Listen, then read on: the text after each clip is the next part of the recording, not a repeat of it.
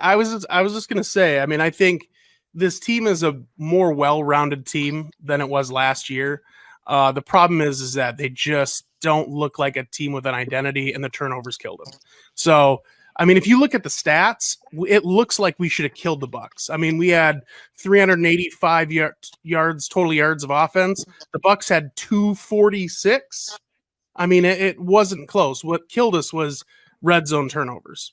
Those turn into points, and especially if they're both touchdowns, now we're talking about a blowout. So it's not that this team was terrible. It just they fell apart in critical moments, and you can't have it. I mean, every team's going to take advantage. Mayfield looked better in the second half, and that's kind of where I got to. It felt like they got outcoached a little bit. But overall, if you guys come and play an A game against the Vikings, you're not going to lose. Now, if the Vikings come and play an A game and you guys come with a B minus, C plus game, you might lose. This is not a bad team, but you guys have a better team and a better roster. So, yep, that's what we thought week one. Let me ask you this. Week one aside, what's y'all biggest strength? Like going into this season, what were y'all like most satisfied with position-wise? Oh, I mean, the receiver room for sure. I mean, that's the low-hanging fruit, right? You got Justin Jefferson, but Addison's looked really good through camp. He looked good again. I mean, he went, what was it, 4 for 61 and 1, I think, in his rookie debut. Not bad. A little quiet. Nobody's talking about it, but he looked good. Hawkinson, again, probably a top 5 tight end. So he ain't give me no points this week, though, because he on my fantasy team. Do I need to drop him? What's up? Who's that? TJ Hawkinson. He on my fantasy team. No, you'll be all right. He had kind of it was a duffer week, but it was because Jefferson just got a boatload of work. What you say, DV? I need to drop him. I said, don't drop him. Oh, don't. Well, I need to put him on the bench this week because he need to be strapped against Philly. You know, shit. Not without middle of the field. That nigga finna have a field. They come middle of the field and close up. So let me ask you this. So I can see him getting that 9 for 150 like Jefferson did on us. Hawkinson, the athletic tight end, and he can run. So, boy, we bad. I think I got like 5 points in Hawkinson week one. Yeah, but go ahead, Mo. You was going to ask Cole something? So what's y'all biggest weakness? Oh, it's still the defense. It's still the defense. Whole defense, not just one group. The whole defense. Hey, Tony, what about that interior line? Yeah, interior line is also an issue. I just think that talent tends to cover up some of that. I mean, it creeps up. Believe me, it didn't look good again on Sunday. But what's consistent is, and I guess if you want to give me want me to give you a exact position group, it has to be the corners. I mean, and it's not that I actually don't know if they're terrible. It's we just don't know. This is a whole new group. You know, this is complete turnover. So I will tell you this much. They already look, meaning just the defense as a whole, much more competent than they did last year. Last year, this was the worst defense in the NFL, statistically and just watching the damn television. Brian Flores has come in and at very minimum has made this a much more aggressive defense. So just that alone has made them an improved defense. Now it's just a matter of can the personnel still hang and not be figured out? So we'll see. Mom, you got the look on your face. What's up? I can see the look on my sister's face. What? I'm just enjoying the conversation. So, in your mind, Skull, since nobody else talking, what needs to happen for the Vikings to win this game? The biggest thing is they have to be able to pass to set up the run. The run game still looked bad. Very imbalanced last week. Lots of passing yards. I think we had 48 rushing yards. It just wasn't good. A lot of people are pointing to you let go of Dalvin. That's the problem. Dalvin, for half of the season last year, averaged less than 3 yards a carry. So Dalvin really wasn't the losing Dalvin wasn't really the problem. We kind of did the same thing on Sunday. Statistically, it looked almost the same, but that was the problem last year is we had no balance. So I think for the Vikings to win, they have to find the balance. They have to find a way to run the ball efficiently. And then, defensively, I think it's going to come down to can a team win the turnover battle? They're going to be aggressive. Flores is going to throw about everybody at Jalen Hurts on Thursday. I mean, we saw it on Sunday. It was a lot of just blitz packages after blitz packages. So they're going to create pressure. They're going to see if he's going to make mistakes, and then they just have to hopefully take advantage. Or Hurts is going to eat him alive, which could very well happen too.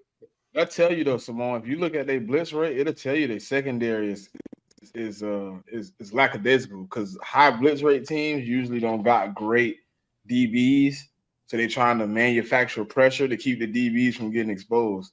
And they were the highest rated blitzing team week 1. So I'm gonna be going to this game. Me too.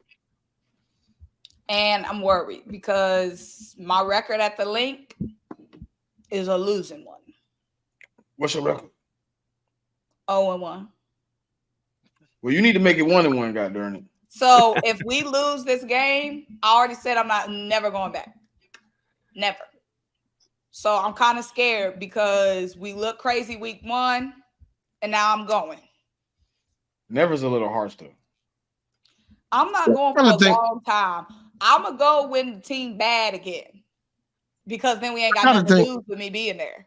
But when we on the Super Bowl run, I ain't going back if we lose this game that I'm at, because I might be the bad luck. Go ahead, I kind of think we're gonna be all right. I kind of think we're gonna be okay. Go ahead, Rock. No, he gone. He gone. He might be done. They put him hurt, but he walked off. Yeah, Bo need to retire. But I really think we're gonna be okay. I think I'm hopeful because of that interior D line of the Vikings. I'm hopeful that Rashad Penny plays Thursday. Can anybody explain that?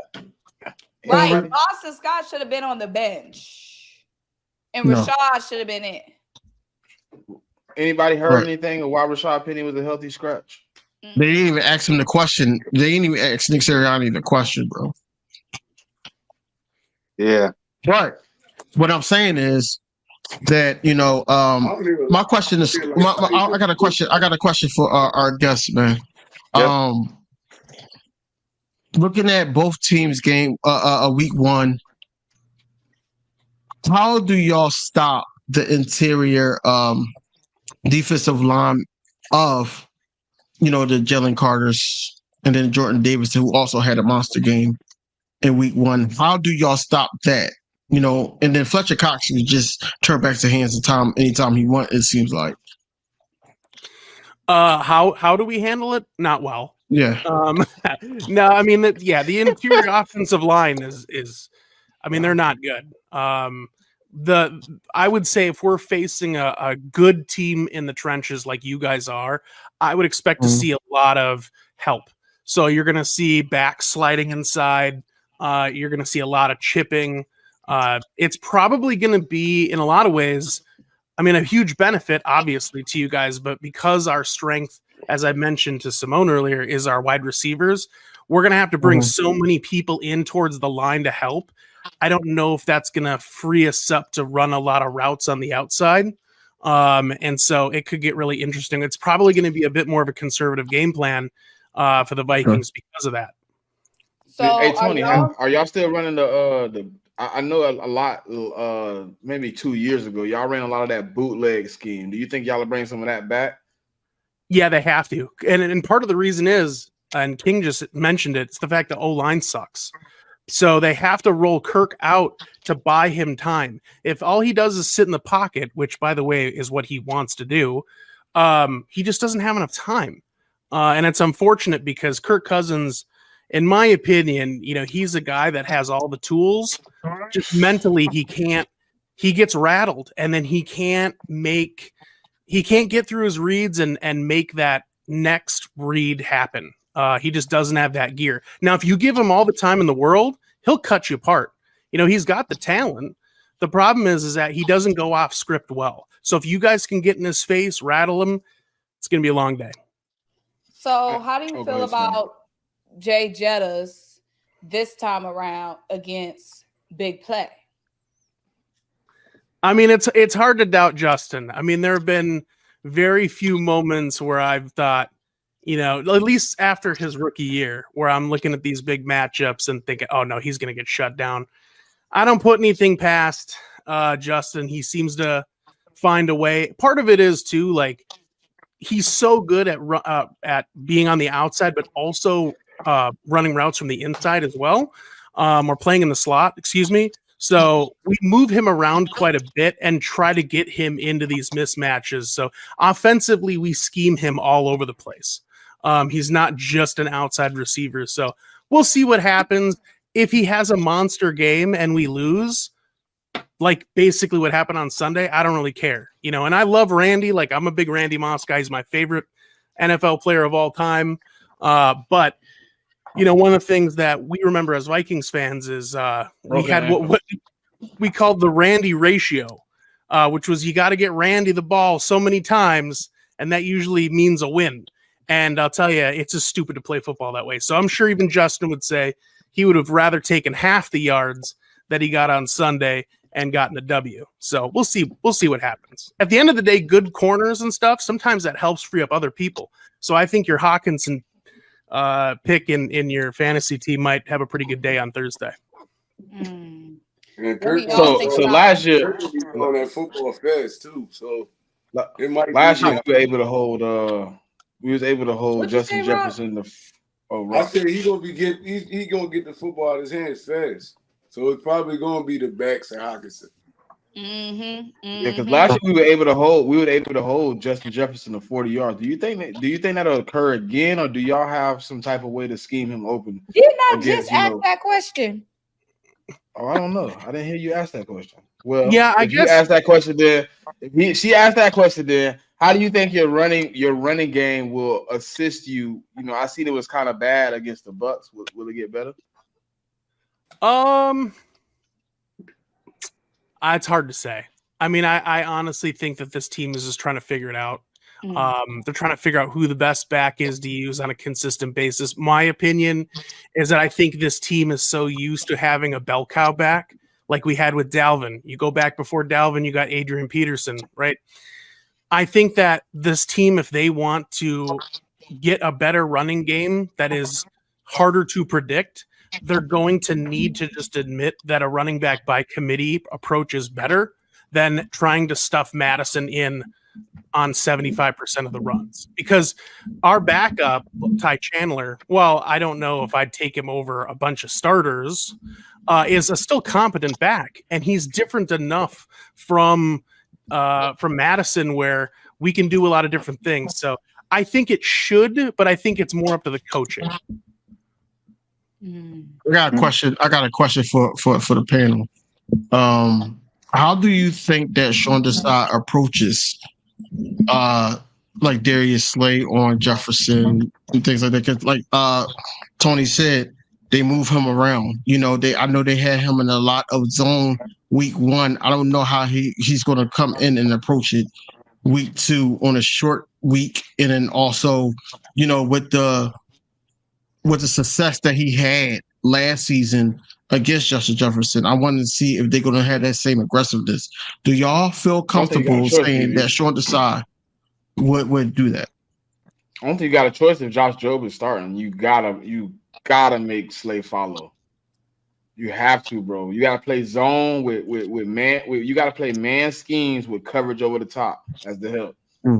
Let Slay follow him, but you leave your safeties kind of in a zone coverage over the top of him. You know what I'm saying? Because if Josh Jobe get out there and we end up in some man-to-man, no help, it's gonna be a long night. Long night. I got Jobe on. I got them leaving Jobe on Addison for real. That's what I think so too. I think the same thing, Rob. They're gonna have to add Slay following them. That's the only solution I can see to that problem.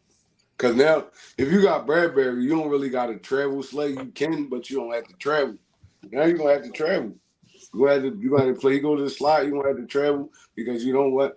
I mean, yeah, I don't want Avonte Maddox on him. To be honest.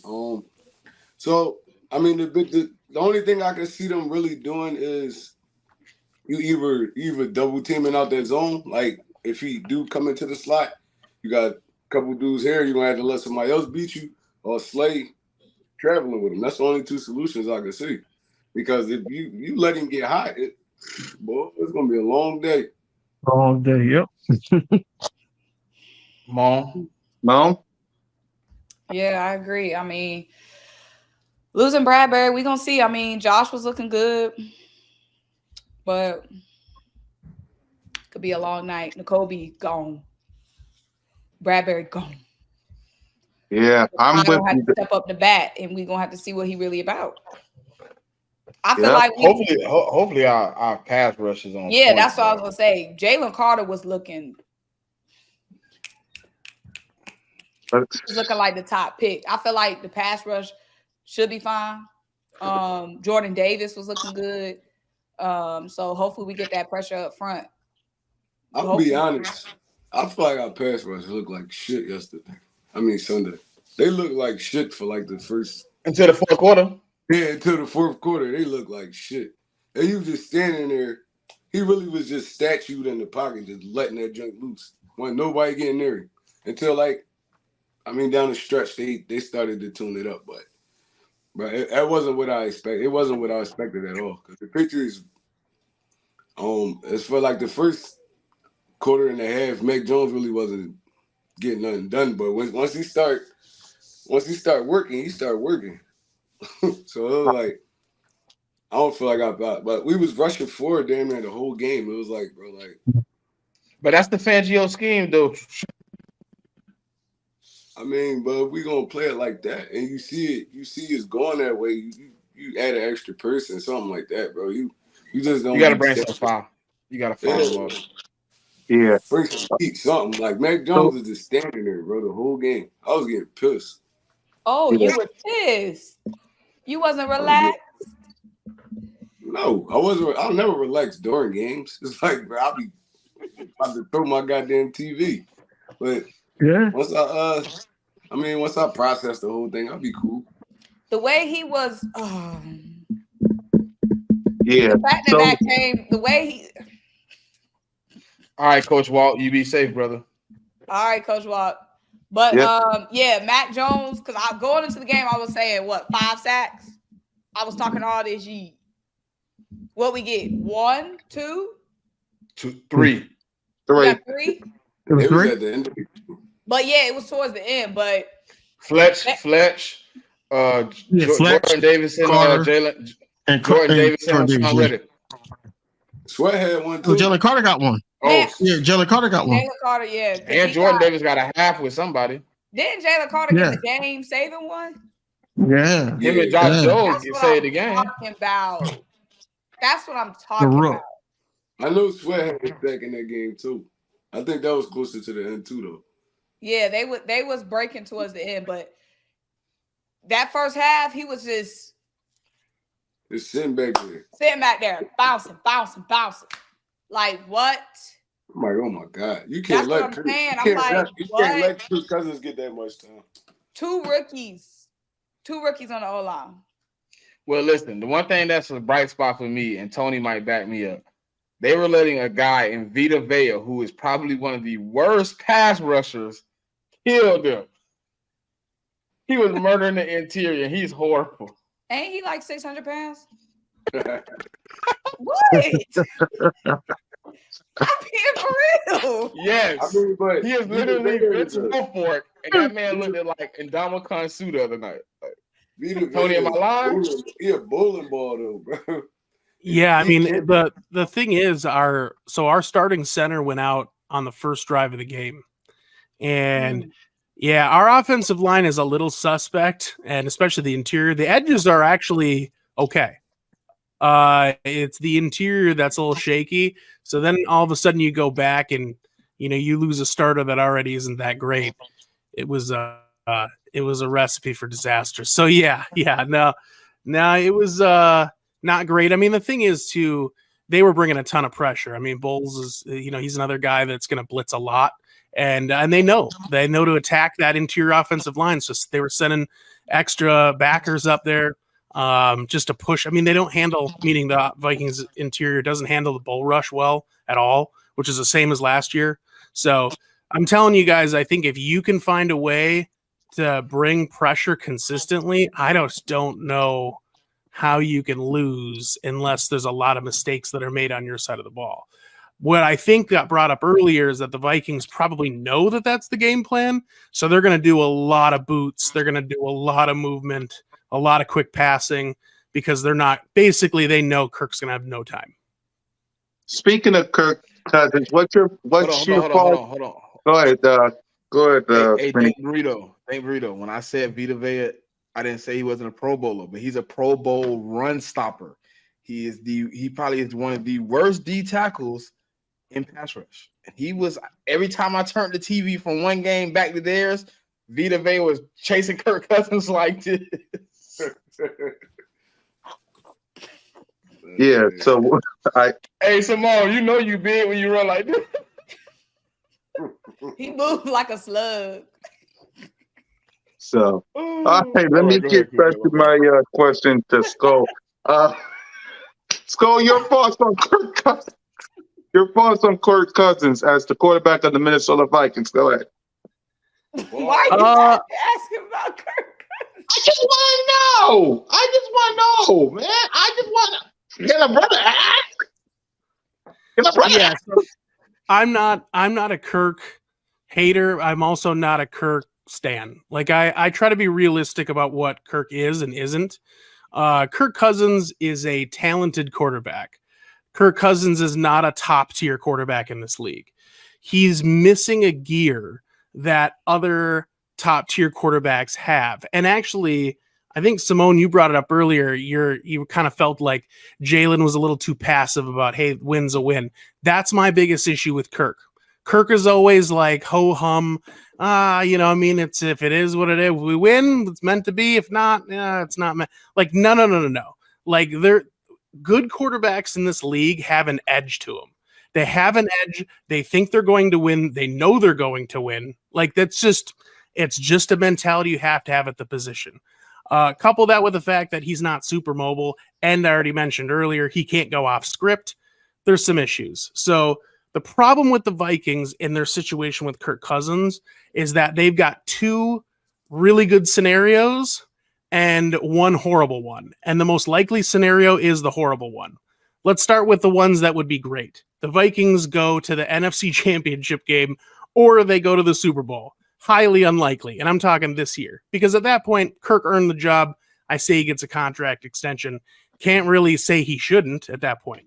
The other best scenario is that the Vikings completely implode, win 2 to 3 games, and we're in the sweepstakes for Caleb Williams, and we say goodbye to Kirk Cousins. That would be the other ideal situation.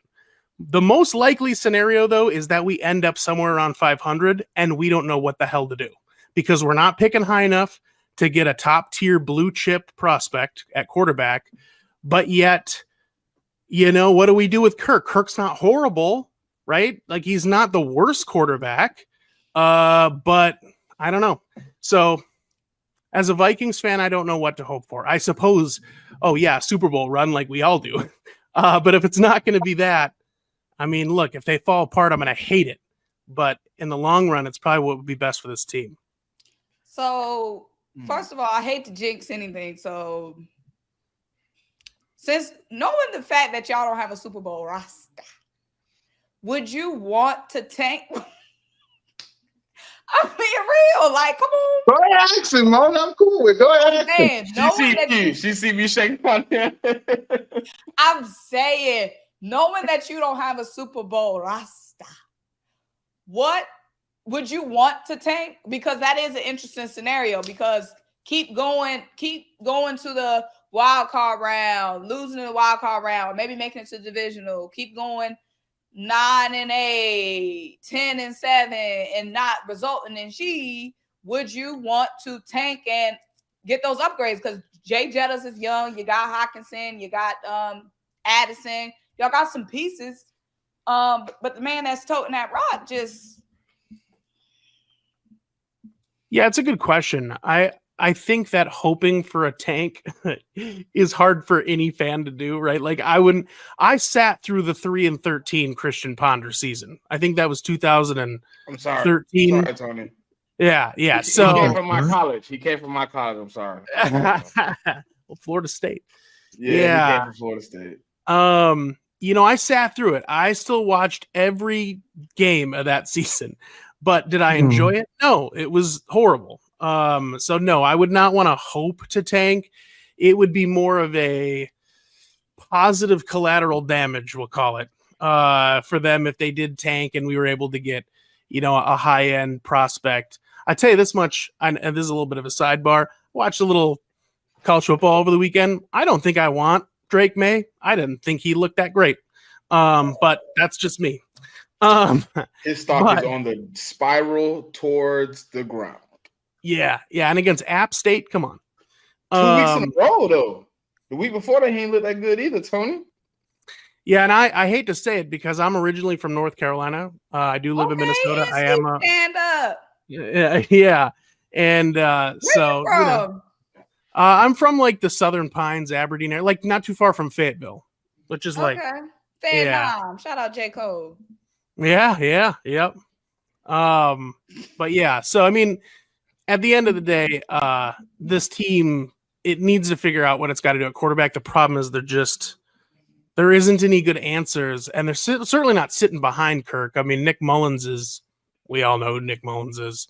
And then, we have Jaron Hall, who we drafted, and I had a good friend of mine that actually does this for a living, and was down at the Senior Bowl, and he saw Jaron Hall there, and he told me, he said, you remember when McNabb came to the Vikings and he couldn't make an outlet pass, like he was doing the skip passes? He's like, yeah, it's about how bad Jaron Hall is. So, well, all right, I'll pass on Jaron Hall. I'm trying to go crazy out there. All right, so with the Caleb Williams thing, I mean, how eager are you to win like a Super Bowl? To be honest, like as a Vikings fan, because I asked that question to ask this. Even if y'all somehow do lose enough games to where y'all could get up to the top of there, even if y'all get that rookie, y'all ain't winning the Super Bowl for a couple years. No rookie coming there winning the Super Bowl. So, I mean, what's your thoughts on that? Because I feel like y'all best bet right now is put a little bit more talent around Kirk Cousins. I mean, y'all could go out. What's the name? Mike Evans unhappy. Next year, y'all could go grab him. Something like that. A big move like that, a splash move. And I feel like y'all be cool. Get your defense together a little bit, because I remember the dominant Viking defenses. I don't know what y'all putting out on the field right now. I remember all the Hunters and all them dudes. Y'all had multiple pass rushers off the edge. I mean, Pat P and them was over there doing their thing. Even before them, y'all had a couple dudes like, I don't know what's going on with y'all organization, but going to go grab a quarterback, I mean, a rookie quarterback is going to take them maybe 2-3 years. If that, I mean, that's still like doomed for the Vikings. So what's your thoughts on that? Yeah, I mean, I think that's a really good point, and I would agree with you. This is not currently a Super Bowl roster, and my opinion's always been, if you want to win a Super Bowl, you need at least one of these two things. You either need a Super Bowl caliber top tier, and by top tier I mean top 3 or 5 quarterback, or you need a Super Bowl roster as a whole. So my opinion is that, I mean, you can do it. I think you could do it with Kirk. Like, I think one of the big storylines for, at least here in Minnesota, was what are we going to do with Kirk? Obviously, we're talking about it, but the rumors were there was some interest from the 49ers, which has been well documented. The Niners wanted him back when the Vikings signed him as a free agent. So Shanahan loves Kirk. He wants Kirk.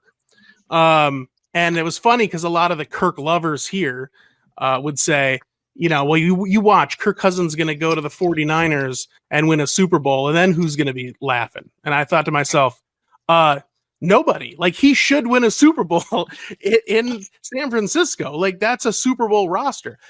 They were sticking Jimmy Garoppolo back there, and then this no-name Purdy fella, and they're still picked to be one of the top seeds in the NFC. That's a Super Bowl roster, right? So yeah, I just think the Vikings need to pick a lane would be my answer. Is either you go to try to find the platinum, gold, diamond receiver quarterback, which are very, very few, or I think you spend the same amount of time trying to get top tier talent around your roster. The offensive side isn't bad, but they still got to shore up the interior line. The defensive side of the ball, still a lot of questions. So I still think no matter what you choose, you're still looking at a 2-3 year process at best. Well said. Thanks. But I agree with what you were saying with the lackadaisicalness of Kirk Cousins. Like, he don't seem like he got that fire in him. Like, he just don't. I can't see Kirk Cousins hyping up a team at halftime. I can't see him giving a halftime speech. You know what I'm saying? Yeah. So I agree with you on that. And what I was saying earlier, y'all know I love Jalen. Y'all know that. We know. But I did not like the way he was approaching that press conference. First of all, I knew when he came. I don't know if y'all saw his pregame outfit, but it was doing too much. He had on those Elvis Presley loafers. I was like, "What's this?" Okay, so first of all, I don't know what's going on. That's what I you was do. already looking at him suspect with that outfit on. That's what you do when you get paid. You start wearing weird stuff. They all do it. So I was already looking at him funny, but just he would usually, even if we get a great win, it's on the next week. We did what we had to do. Like, he was smiling, talking about win is the win. I'm not worried about it. They were like, what about, like he's usually so forward thinking and like, so like all about the business. He just seemed too comfortable in that press conference. That's just not the Jalen I'm used to seeing. You know what I mean? Like last year, he would just be, we did what we had to do. We got to clean up mistakes. It's always when we get better. Do. This time, a win is a win. I'm like, who that? It says, do you think it's more so that we're trying to be more vanilla on how we actually think? What do you mean? This year, like basically like last year, he was telling us like, yo, we left food on the table, things like that. Because why didn't he have that same mindset this offseason? Now, I do think Jalen is in character. A lot of times when I see Jalen in press conferences, I feel like he acted. I do think he broke character. He broke character after that game yesterday. But even through all his press conferences throughout the whole offseason, when they would bring up his stats, the goal was the Super Bowl and we fell short. Period. Yes. The goal is Super Bowl. Goal is Super Bowl. Super Bowl. Super Bowl. Super Bowl. Yeah, we had a good season last season, but we all locked in the Super Bowl. That has been the mantra all offseason. Every single press conference he's done. But this press conference, I don't know if it was them Elvis Presley boots that had him feeling like, woo.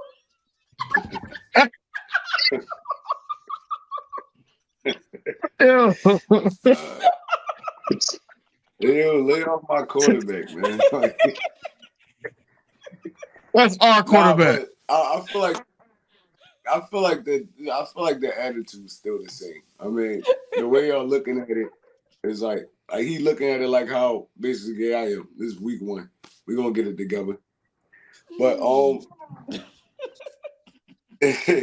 all honesty, bro,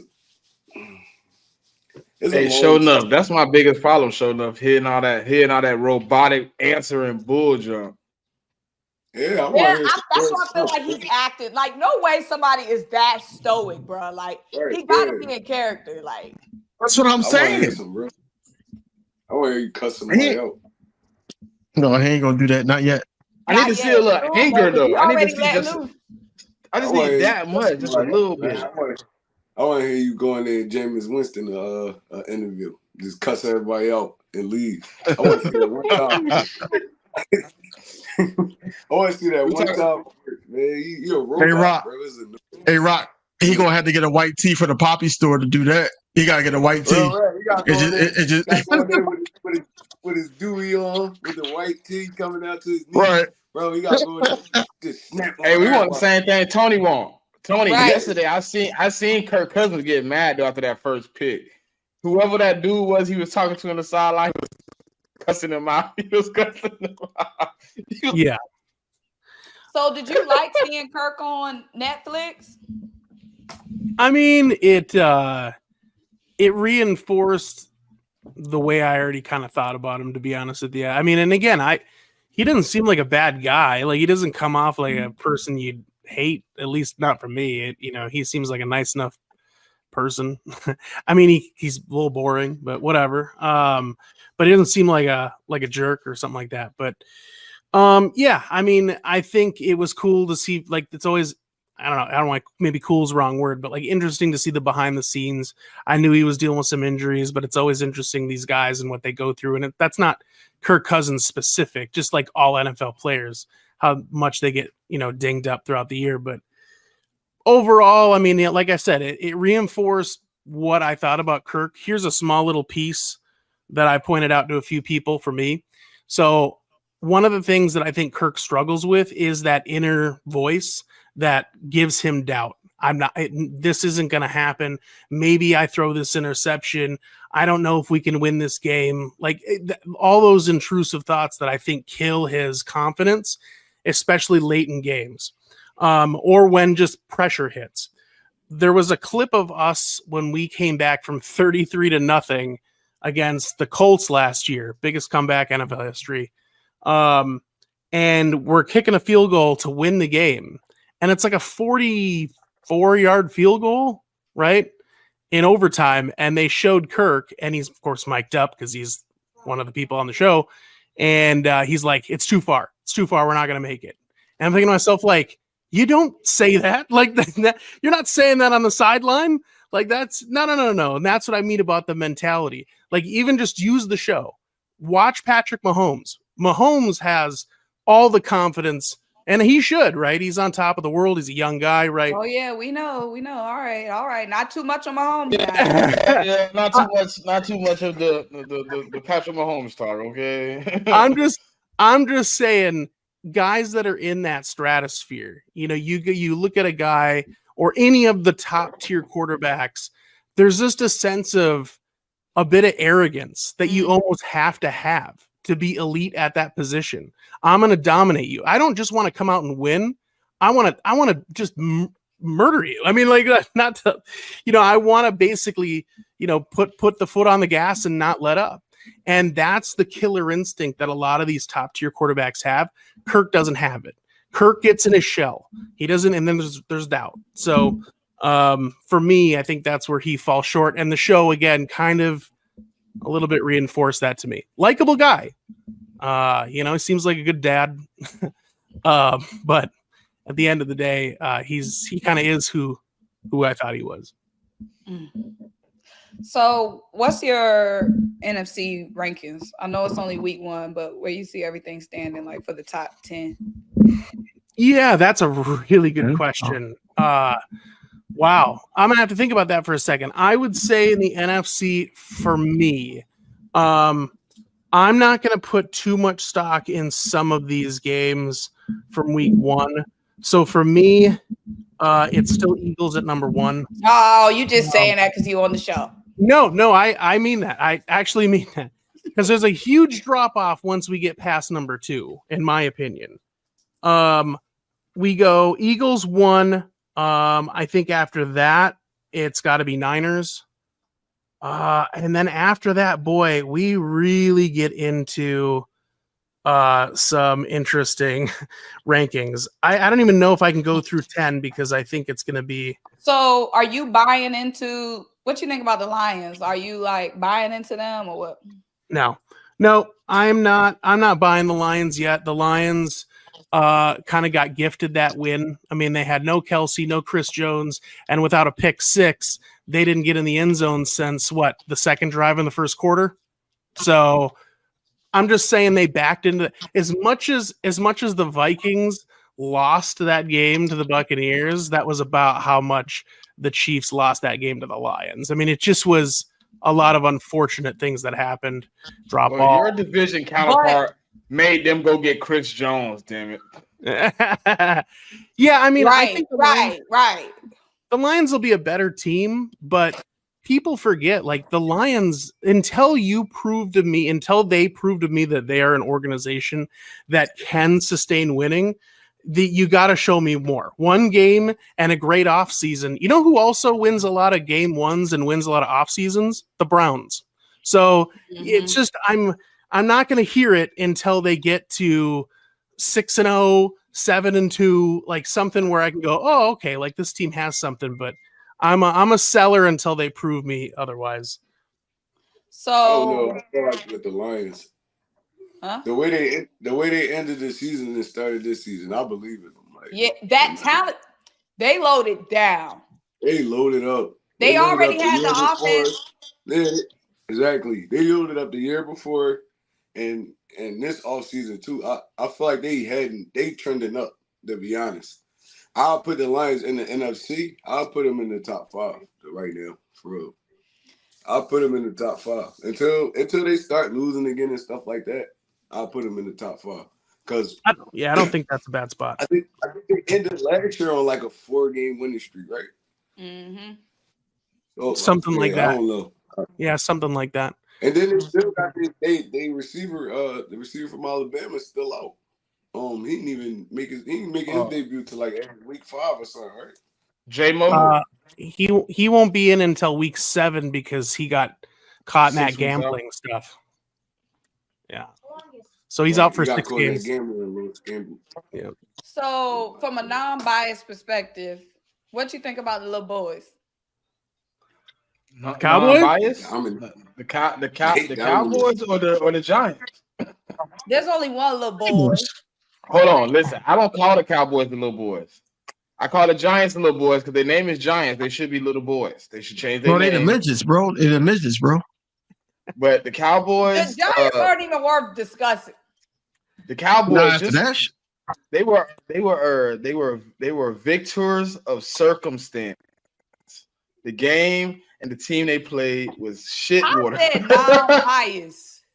Because when go look at Dak Prescott stats. I'm talking Tell about me right my there. best score.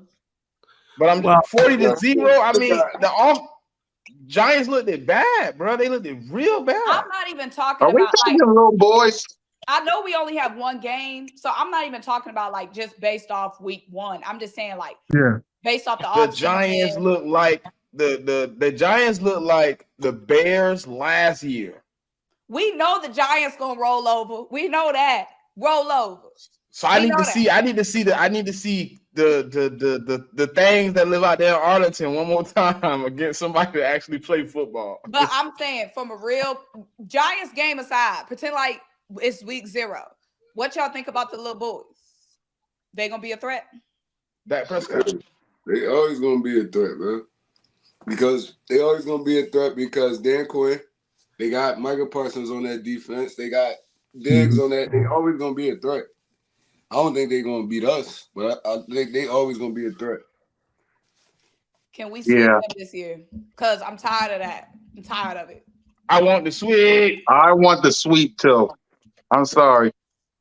So, Hey Tony, if we sweep the Cowboys, you know what I'm saying? I'm gonna write you on Twitter. I'm gonna send you a nice purple and yellow broom. Hey, I'd be all right. It's gonna say Fly Eagles flaunted though. Oh, no, I'd still take it. Still take it. yeah. Yeah, I mean, I think from an outsider perspective, because I have no horse in the race, I'm not, my team isn't in the division, but I would say the Cowboys, to me, they're a one-dimensional team right now. Not that they don't have pieces on the offensive side. I mean, I think CD's got some talent. I think that Pollard has been, the primary back for now 2 seasons. They just didn't want to admit it until this year. But the problem is Dak Prescott. I mean, Dak Prescott, I know we just got done talking about Kirk Cousins, but just act like I said Dak Prescott all those times, and they're the same my person. goodness. Even the Vikings make us feel like this. Oh my god. Yeah, the only difference is one has a star on the side of their helmet. That's the only difference. No, Tony, listen. The reason we have that reaction is because us as Eagle fans say it all the time, and they kill us when we say it. But now they hear it from a person that has Kirk Cousins as their quarterback. Verifies what we already suspected. Yeah, it's just, and it's gotten worse because of the injury now too. And don't get me wrong, like, I did play a little bit back in my day. I was a thinner man at that point, but I've never had a compound fracture on the field. So I'm not about to sit up here and say, I get what it's like to come back after having my bones twisted up on a hit. I get it. You're bound to have some hesitation, but boy, I don't know. I don't know if it's like Kirk Cousins with a compound fracture. Like I don't know. I mean, it's almost worse.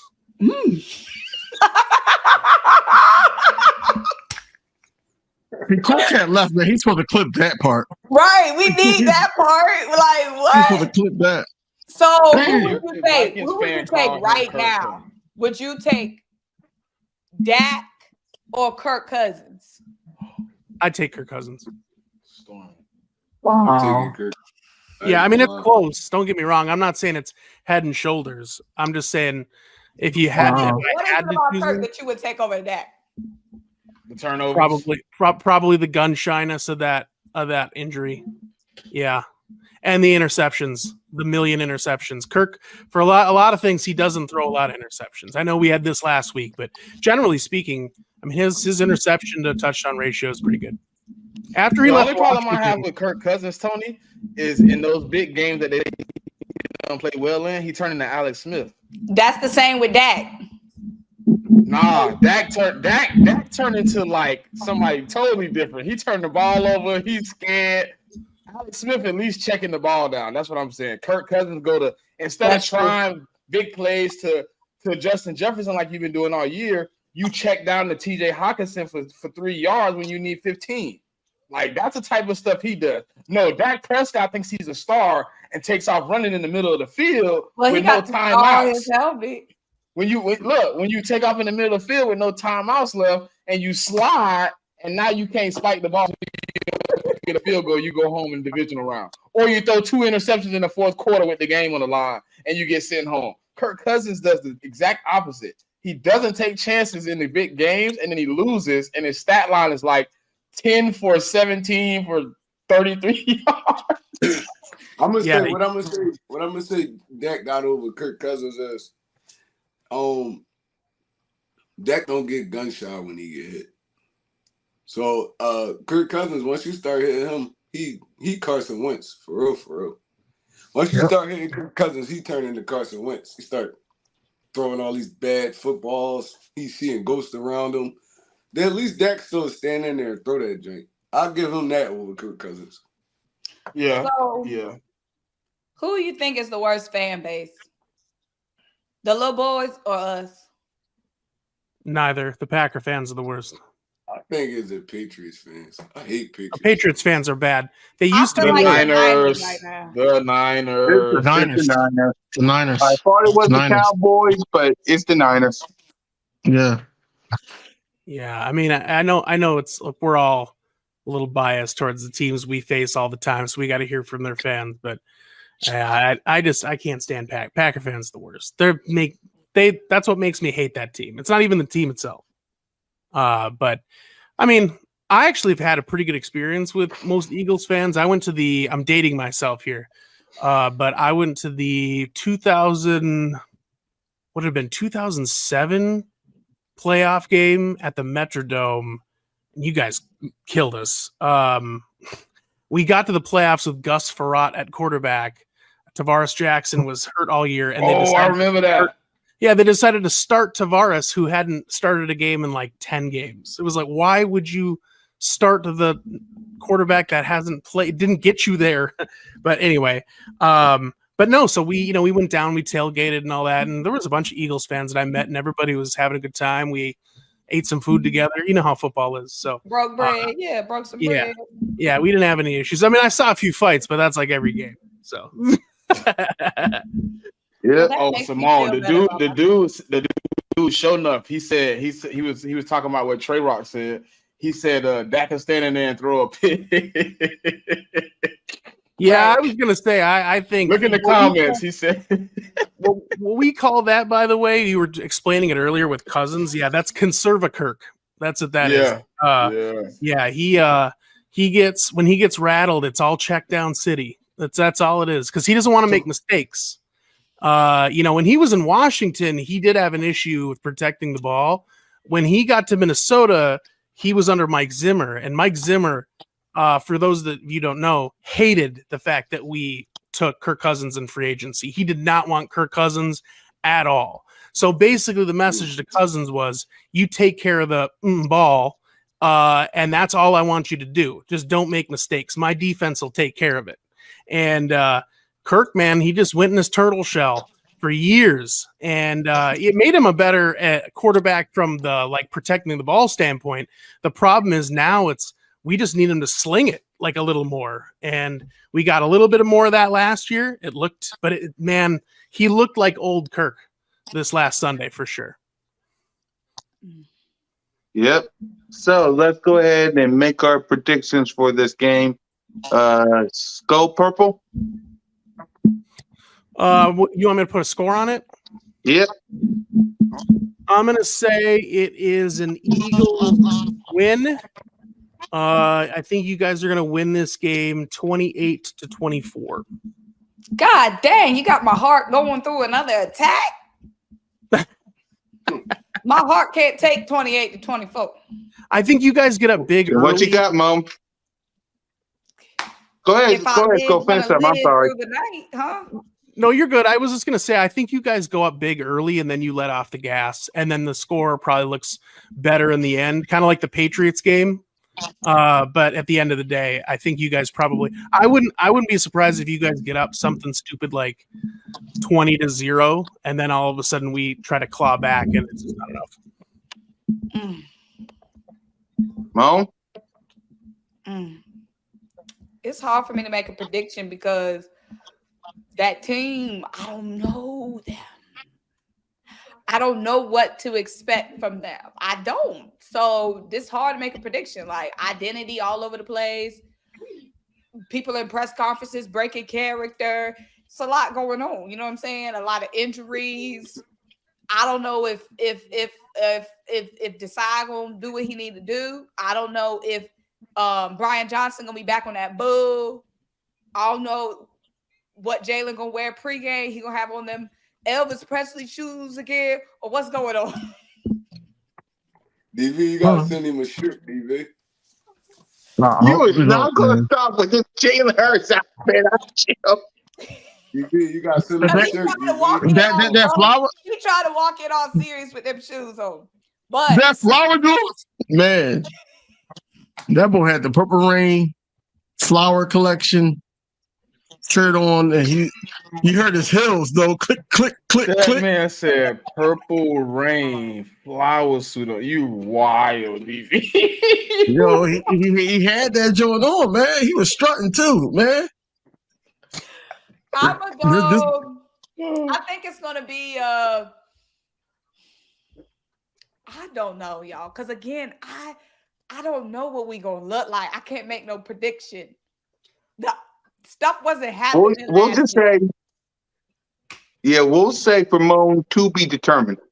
I can't make a prediction till week 3 because again, I don't know who's gonna come out, who's trying out this week. Like, right?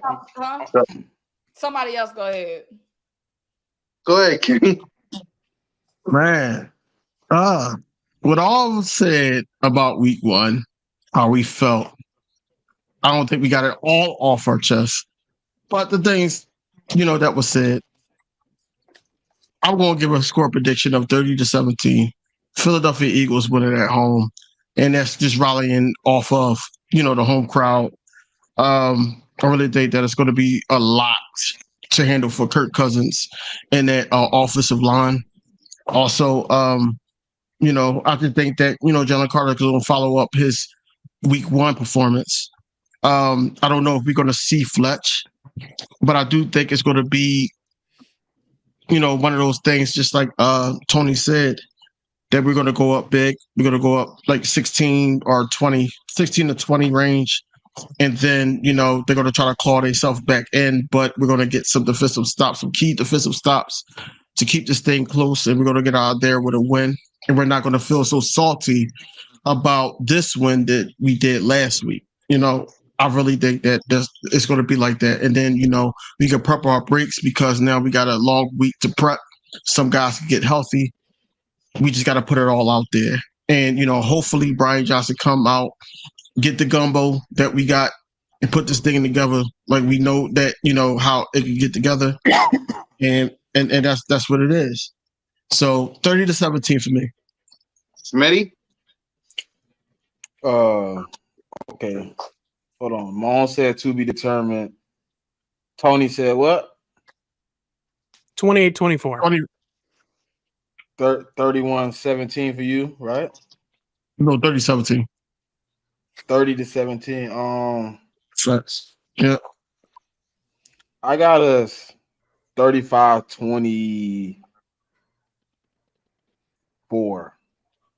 I think it's gonna be one of those games where we can't.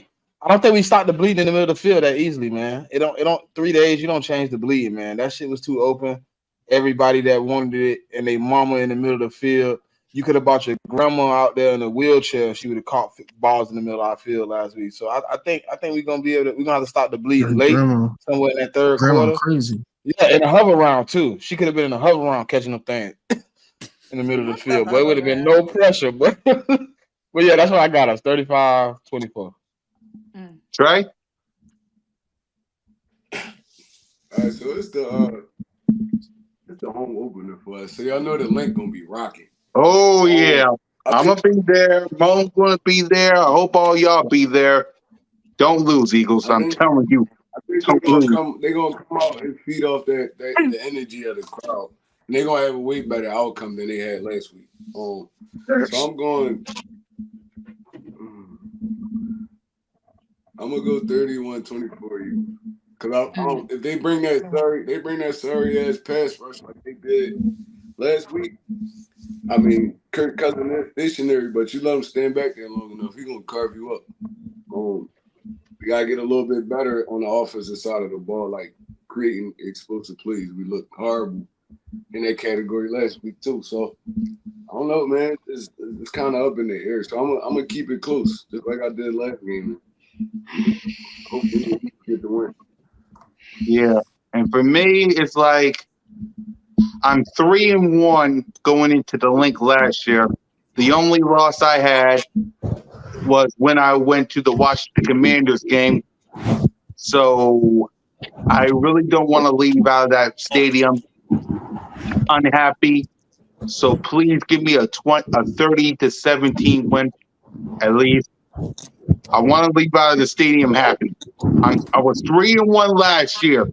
Can I go back 3-1 this year at least? Please. Don't lose this game for the sake of Moan and your boy and whoever's going to be at the link this Thursday. Do not lose. Please. So let's go ahead and give our final thoughts before we wrap up the show. Skull Purple Podcast, you can start us off. Yeah, I mean, from a Vikings perspective, we just have to hope that, you guys are still trying to figure it out, and we come in figured out. I mean, that's about the best we can hope for, and to try to pull off a win. I don't obviously have this game penciled in as a win for the Vikings, but look, every team can win any week. Any team can lay an egg and look terrible. I don't suspect you guys will. I think if we do win, it's going to be very close, but I would highly suspect you guys will come out victorious on Thursday. King? For a short week, I just want my team to come out prepared. I want my quarterback to be my quarterback of last year. I don't want him to sit up there and say a win is a win. I want him to actually be Jalen Hurts. I'm sorry. Cool Cat, can you help me out? Jalen Freakers! Thank you. So I want him to be Jalen freaking Hurts. I want my defense to still be strong. Then, except for, giving up that, a minute and 30-second drive to Mac Jones. I want them to be able to just continuously and just basically keep the pressure on Kirk Cousins. I want Sean Desai to know what we did last year and try to mix it up, but still keep, Slay on Justin Jefferson. I don't want them to go away from things that we did last year for this game. I think that, even though I think that Minnesota will probably try to go away from what they did last year and try to mix it up, I think that we'll be okay if we keep Slade on Justin Jefferson. Special teams, keep playing like y'all did. Keep playing like y'all did, and not talking about the receiving of the special teams. It's more so of the defending. Keep playing like y'all did. Jake Elliott, just be Jake Elliott. We're gonna need all the points that we can get. Especially in this short week. But overall, man, like I said, man, we gonna get this win. We're gonna go 2-0, and we're gonna get this long week to prep, get some guys back, and fly Eagles fly. Mom? I feel like week 1 is done. It's time for week 2. I feel like we're gonna come out and do what we were supposed to do week 1, which is establish some dominance. The defense was defense showed a lot. Special teams showed a good amount. The unit that we know can go. That can be unstoppable. The 3-headed monster with Jalen under center. I'm ready to see them. And I feel like they coming. Because one thing I know about Jalen, he relentless. You know what I'm saying? And he going to be ready to bounce back. He had a bad game before, not his best game before. But the Jalen I know going to get back in character and going to get on that field. I feel like we're going to drop 30 points. You know what I'm saying? I'm ready. I'm confident. A week 1 is a week 1. This week 2, we back home. We at the link. We're going to have all the energy. We're going to be making it hard. So the team going to be teaming next week. We about to remind everybody who on top and who run this. You know what I'm saying? Everybody had their little fun week 1. You know what I'm saying? But week 2, we about to take what's ours. Yep. Smitty? I think we've been through this rodeo before. Last year, 35-38. I'm ready to watch the cleanup, man. You know what I'm saying? We played the Vikings last year. It was ugly for the Vikings last year. I know they got it circled on their calendar as a get back game, but this time you got to wait. You got to wait, man. The cleanup game coming. You know what I'm saying? I really just want to see Sean Desai and Brian Johnson at least look more comfortable. You know what I'm saying? I want to see them open it up. I want to see them execute some play calling. And let's see if we can get these boys off the field early and often. You know what I'm saying? The more you get them off the field, the better. So that's what I'm really waiting on, man. I just want to see my Eagles, as Symone say, become the guys we knew last year. Because the people we seen on Sunday didn't seem familiar. It seemed uncharacteristic as an Eagle. But right now we just waiting, man, to see what we got, and now to see who can step up in those injured spots. And just hope we don't make the wrong decision and get exposed. So I'm pretty cool with what we brought out on Sunday. In certain spots we look good, certain spots we look bad. Hopefully, in these 3 days I think we did practice today. Hopefully they found some solutions for those problems, man. Because there was a lot of small problems, but those small problems can turn into big ones real soon. So let's get a win. Let's move on to week 2. Get this win. Move on to to better things, man. Let's see if we can stay healthy at least in this week 2 matchup. Try? Fly, Eagles, fly. Yep. First of all, I want to see the same energy from my fellow YouTubers that I've been seeing all offseason. Everybody looks so down. Y'all look so nervous. It's like, nah, bro, we still the Philadelphia Eagles. We still went to the Super Bowl last year. We're going to get it together. I really want to see this matchup, how they going to match up with Justin Jefferson this go-around, with Bradbury being out. That's my biggest concern right now. Because, like I said, if we bring that same pass rush we did last week and we give Kirk too much time, Justin Jefferson is going to have a 170, 200-yard game on us. So, I want to see how they play that matchup. And I don't want to see Jalen Hurts rushing the ball 10 plus times no more. He's sitting at 6 to 7 range. You you can push it to 10 if the rushing game just going that way that day. But bro, a lot of the rushes we did with them last on Sunday was like unnecessary, bro. It's like you can see as a play caller, you stand up top, you can see what the game plan they was bringing, and you still decide to rush this dude again, and again. It's like, bro, that's what you got running backs for. Your running back's supposed to be taking those hits. I want to see Desai get a little bit more aggressive, man. It looked like we were just sitting back on our heels the whole game, for real, just kind of letting them do whatever they want for like a stretch, like a long period of that game. And it was like, it kind of had me like, damn, where Nolan at? Where the packages at with Hassan Reddick and Nolan and Sweat and all of, where the NASCAR packages at? Like, bro, it just was so basic. It was like, I don't even think Nolan really played that much this game. So it was like, snaps. Man, 8 snaps. Yeah, eight snaps. Yeah, that ain't gonna cut it, bro. That is not gonna cut it.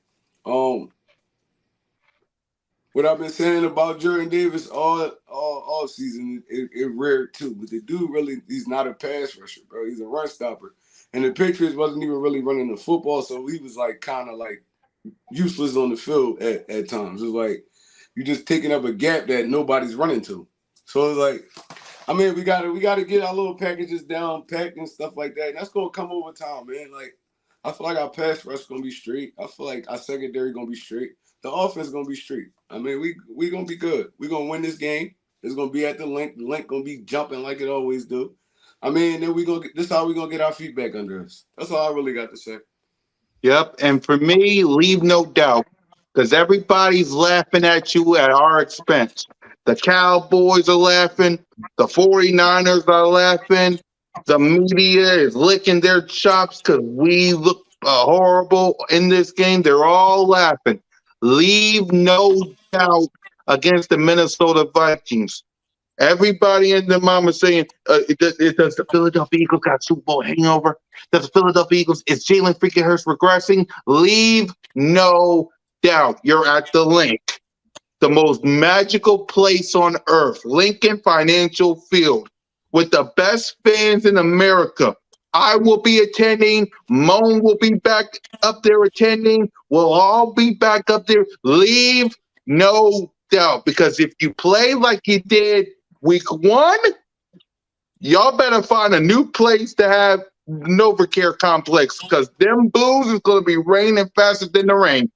I'm telling you, I've been there multiple times. You play like you did, you better not come back out after halftime. I'm just telling you.